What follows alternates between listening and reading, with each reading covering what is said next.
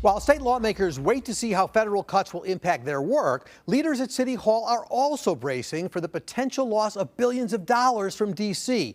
Making matters worse, last week, Fitch Ratings downgraded Chicago's financial outlook to negative. They say it's because the city hasn't made meaningful progress to close what looks to be a billion-dollar budget gap.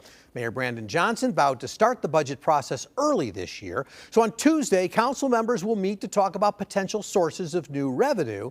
But even the mayor concedes they're likely going to need more time and more help from the State House. The levers in which I have direct control over in terms of being able to generate revenue, there's limitations there, and that the state of Illinois, there are far more areas of revenue streams that we will need the state to approve them. So there's going to be a continued concerted effort on my part to ensure that the key investments that we are making continue to push forth our effort to build the safest, most affordable big city in America.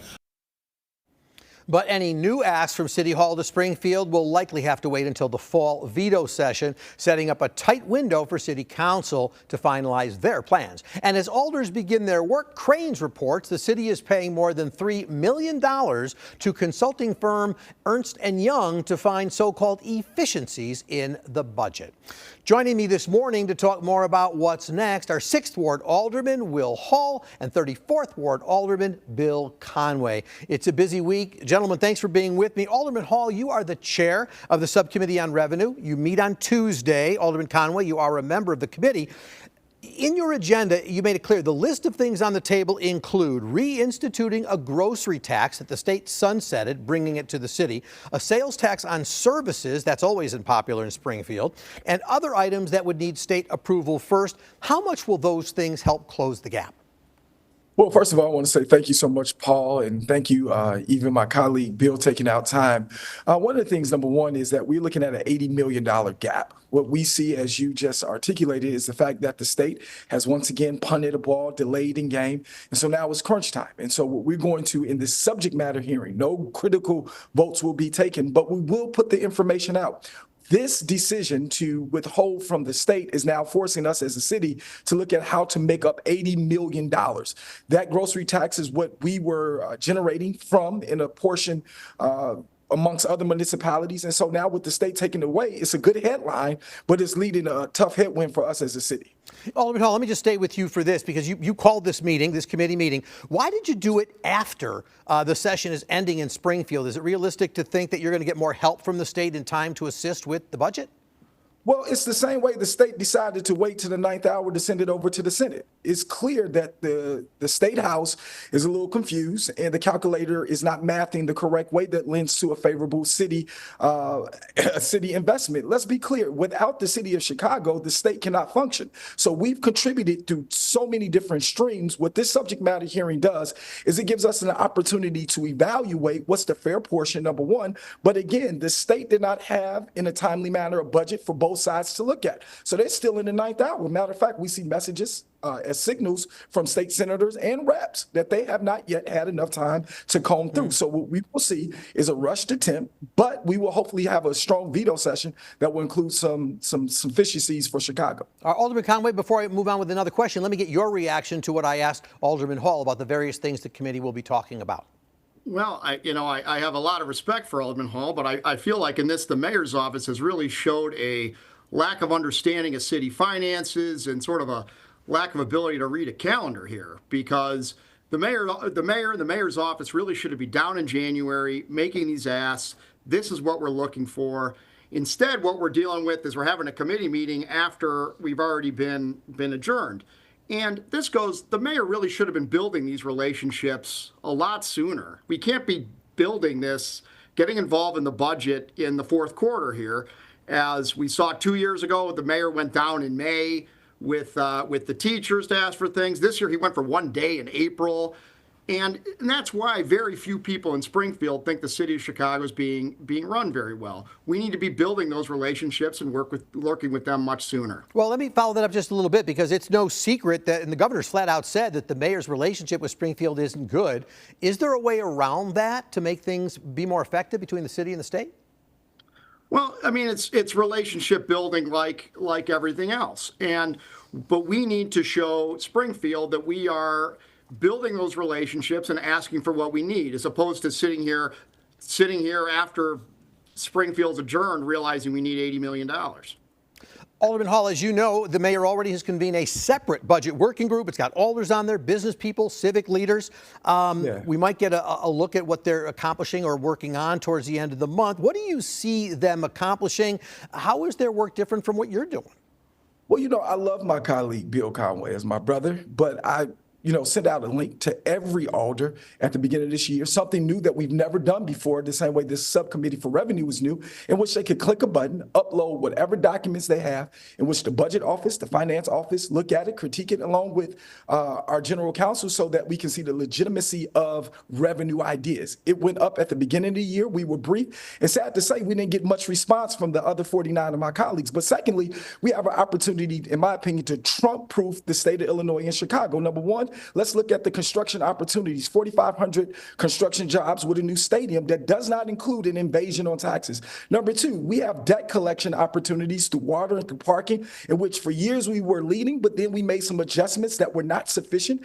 And as a result, we're lacking debt collection opportunities, non-invasive, but however, we're losing millions of dollars. And then thirdly, we look at a failed casino. Again, we can move from where we see a failed site thus far that has already been stopped, move it to McCormick Place, hypothetically, and then rebuild on the river and give affordable housing to those who were once living there back in the housing project complex that our vice mayor is overseeing. So there are three opportunities right there in which we can see state collaboration in which we don't see. And again, a lot of relationships are already there. Our speaker, who's a great speaker, worked with our mayor in organizing to get him elected. Matter of fact, I believe our mayor worked for the Senate President Don Harmon. And so again, the politics of Springfield, we had an opportunity with him, and we still might have that done with good regulation, as well as different partners at the county that want to assist in making sure that our children are safe, but solid revenue. So the opportunities are there. The roadblocks have been unfortunate, though.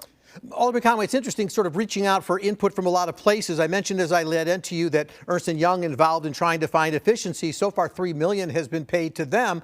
But the mayor is clear. He doesn't want furloughs. He doesn't want layoffs. How does the city continue to function without cuts? Well, I do think we need to be looking at places where we can find savings in our budget. I mean, the mayor's last budget, which I oppose, had significant fee increases. The checkout bag tax on streaming services, software taxes, parking garages, valet services, residential zoning fees. So we need to show that it's not right for us to ask the taxpayers to pony up more if we're not willing to look for savings first. But I will say this, apparently if the mayor wants to outsource the Office of Budget Management to some blue ribbon committee that's going to hire some Wall Street consultants, we could probably begin to find some savings there. And when you look at other places for savings, in this city, we have a Department of Housing, Department of Buildings, Department of Planning and Development, Zoning Board of Appeals, Planning Commission, Permit Review Board, and all these things stand in the way of us creating affordable housing and affordable jobs. And that's a place we can really look to cut some red tape. Alderman Conway, let me stay with you for this. Do you think the answer is in a one-time revenue source fix to deal with the shortfalls, or are we looking for something more ongoing like a property tax hike? Well, we do really need to show, before we ask the taxpayers for any more money, we need to show them that we are looking for savings. And that's why really the consultant doesn't make sense. We have staff that looks at this within city government, within the Office of Budget Management. And so instead we are spending $3.5 to $4 million. We are spending taxpayer dollars to seemingly find savings. Or are we spending the money so that the mayor has somebody else to blame the tough choices on? It's not clear, but clearly we should be looking in our own house for these things. And as I mentioned, the city just got a downgrade to negative by Fitch. Alderman Conway, you've written about this publicly, basically saying you were promised this wouldn't happen. I'm going to come to you in a second, but first, Alderman Hall, your reaction to this downgrade, which apparently, you folks were told won't happen.